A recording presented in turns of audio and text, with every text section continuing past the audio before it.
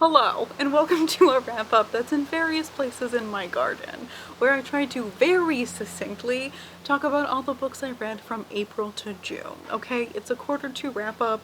You know what this is. The first short story collection I want to talk about is Love in Color, Mythic Tales from Around the World Retold by Bolu Babawela. I listened to the audiobook of this one, which was narrated by 2 different people, Ayaz Awad and Ineka Okoye. I loved this so much, okay, because it was all the best parts of reading romance, but condensed into a single chapter, and then it also had this extra layer to it because it was like drawing from mythic tales and folklore. This was also the perfect example of it being like a little bit sexy, okay, but then fade to black in a way that feels natural, okay?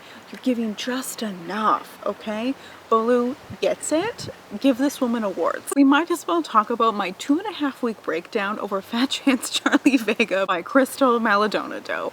I don't even know where to start with this. Okay, because I have not been taken out by a book like this in years. Guess we can start with the plot. We open on Charlie Vega, who is 16, living in white-ass suburban Connecticut as a half Puerto Rican, half white young woman. Her father has passed away, and we are left with her and the relationship with her mother, which has always been a little bit more strained. And then we have her best friend, Olivia, who is Black, pansexual, but very athletic, very thin, very sought after, very people using Charlie to get to Amelia kind of a situation. And so Charlie has this whole kind of like inferiority complex with her when it comes to like dating and romance. But then she starts a little cute little relationship moment with a Brian. Hello. I love this book to the depths of my very soul, okay?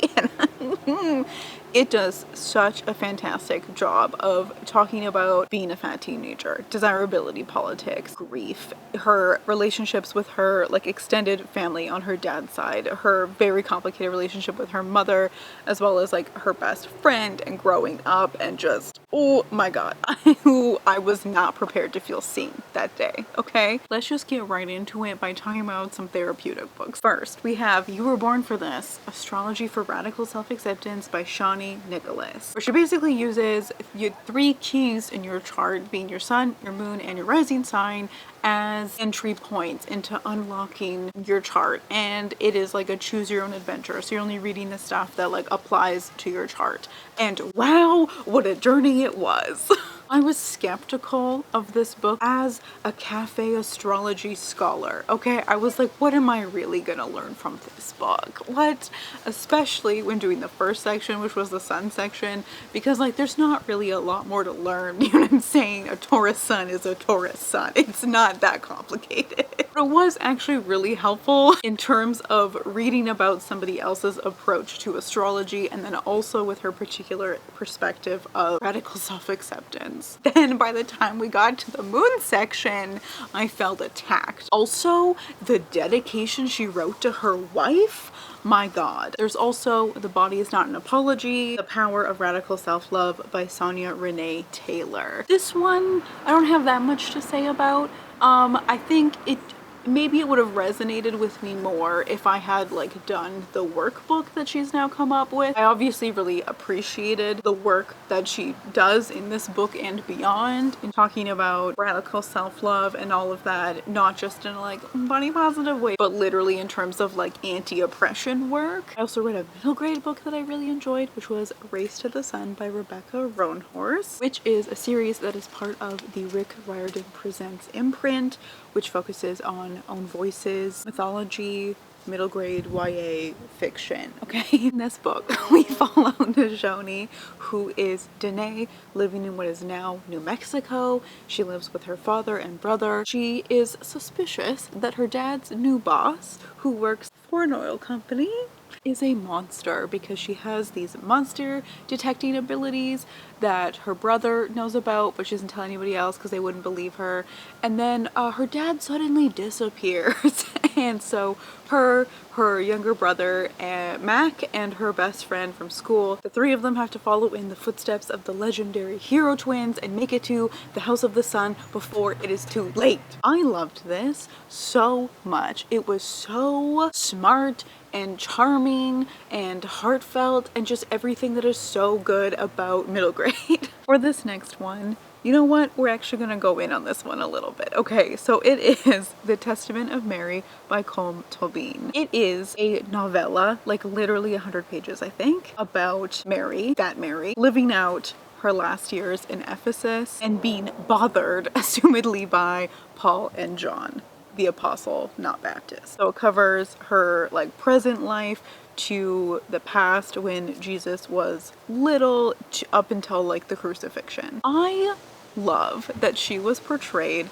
as an absolute curmudgeon and that she was very deeply and truly suspicious of JC and the crew, particularly the kind of young men political movement of it all. And that kind of goes back to the whole kind of point and perspective of this book, which is looking at the events that led up to Jesus's crucifixion as well as the rest of Mary's life as what it would have looked like as a historical event before the narrative that we now know came to be. Like, for instance, one of the events that it covers is the story of Lazarus, who Jesus essentially like raised from the dead 3 days after he had passed. It was just such a stark contrast from all the like animated Bible tapes I grew up watching. He just like bounds out of the tomb like, oh my God, Jesus, it's you.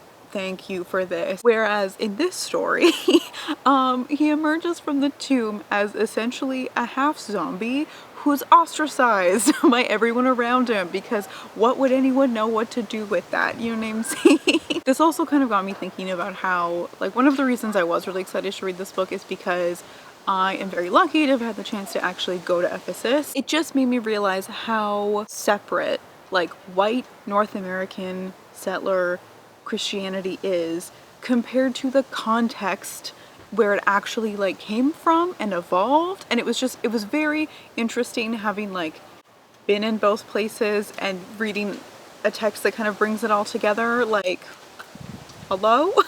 Another short story collection that I read was How to Pronounce Knife by Suvankim Famavongsa. These short stories give like a very genuine snapshot into the lives of the people that she's talking about, which are all specifically people who have either immigrated or they are refugees to Canada or the United States. Although very short, okay, this book is like 200 pages, I think, 220 pages, which like honestly perfect length. I really enjoyed this one. I also like that it featured a variety of focusing on like urban as well as rural settings, because I think talking about like newcomers and immigration in the context of rurality is often something that doesn't get explored a lot in fiction, so I really appreciated that. Another short story collection that I read was The Heads of the Colored People by Nafisa Thompson Spires, but I listened to the audiobook, which was narrated by Andrele Oyo. Although I think the narrator did a really good job, I do think I actually would have preferred to have read this one, just because there were certain things with like formatting that like didn't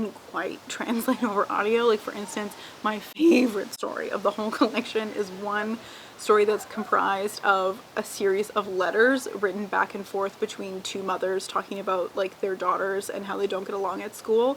Ooh, it was so good. A lot of the stories were somewhat connected, but not in the same way that of like something like Homegoing. It's kind of like randomly connected, which is something that I really enjoyed, that there wasn't like very specific narrative rules that the author was following. Okay, I loved the chaos of it. Anyway, let's talk about witchcraft. I have 2 books to talk about. The first one is Witchery, Embracing the Witch Within by Juliet Diaz. So here's what I liked about this book. I liked the ethos of it. Essentially, it is very like beginner friendly. Do what works for you. There's no wrong way to be a witch unless you were like trying to manifest some evil shit into the world. Okay, also she had a very specific focus on non-appropriative practice and did not use the language of smudging, okay, because that's different than just smoke cleansing or whatever. That's a very particular practice to many different indigenous communities, as well as very specifically not using sage, because so many different indigenous peoples have specifically asked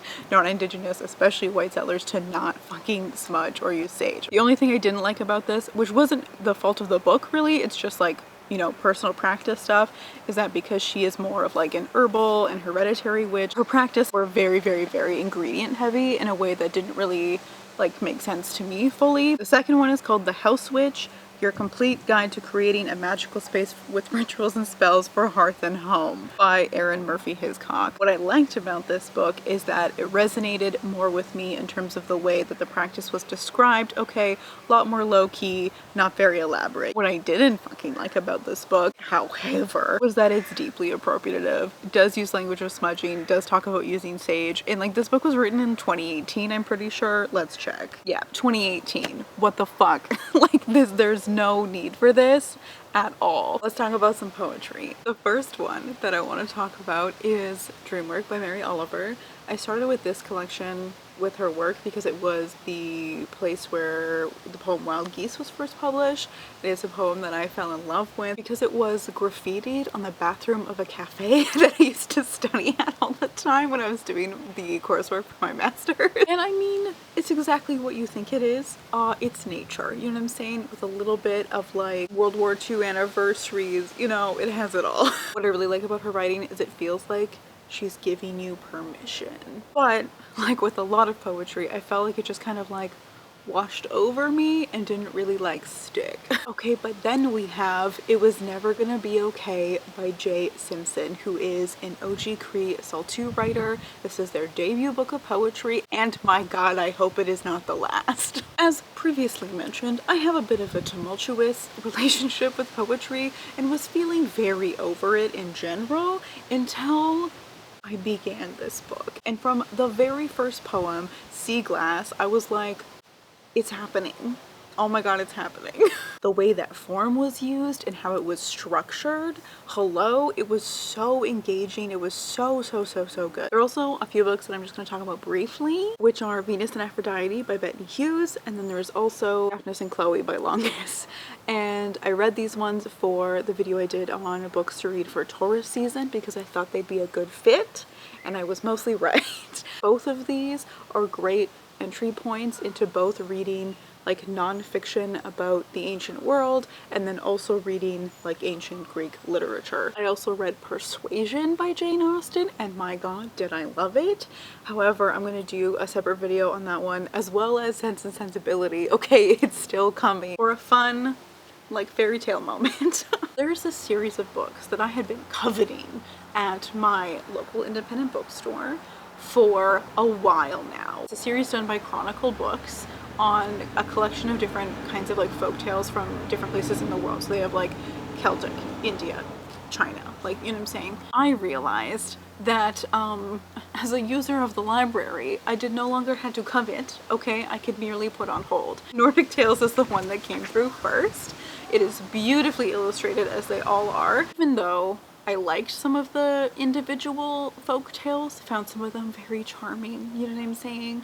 I think in general, I found, as we've seen, that I thrive when given contextual information. And although this had like a list of sources and stuff at the end, there was no information about the stories or where they came from or like what certain things were meant to signify, which is fine. That's just what the series was, but that's just not my preference when reading those type of stories. I also read Little Weirds by Jenny Slate, and here's the thing. It's essentially a collection of, they're not even really chapters. It's kind of like a collection of moments, I guess, of writing of a period in which she's kind of like emotionally hitting rock bottom in a way that's kind of like weird and charming. I think there was definitely some good stuff in here. Definitely some like timely reminders about coming back to oneself. Sometimes it was kind of like hard to engage with because it was so quirky. You know what I mean? Now we have Freedom is a Constant Struggle by the absolute gift that is Angela Y. Davis. I've read two of her books before, but this one was really nice to read because I actually listened to the audiobook which is read by her. It was really nice to hear it in her voice, especially because this book is a collection of interviews and speeches that she gave on issues related to abolition, Black liberation, settler colonialism, and Palestine.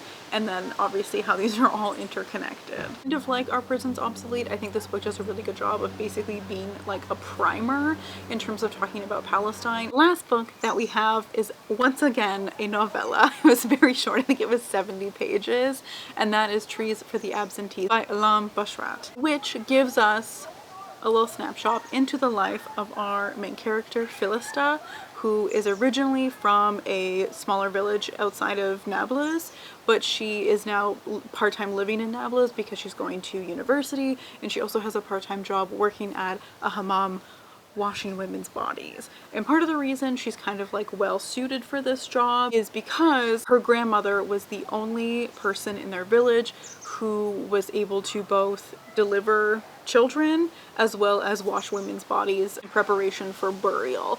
And Philista was the only grandchild who accompanied her, so the only one who had any kind of sense of how to do this like very particular type of work. Since then she's kind of occupied what she calls like the dream world. As a part of this world, she meets kind of like her first like young love moment, who's actually from like an earlier time, but through that is kind of a device where we can kind of see what it's like living under occupation through both like an earlier time and Philista's life currently. That's everything for quarter 2. But thank you so much for watching, especially if you've made it to the end. My god. I'll see you soon. Bye.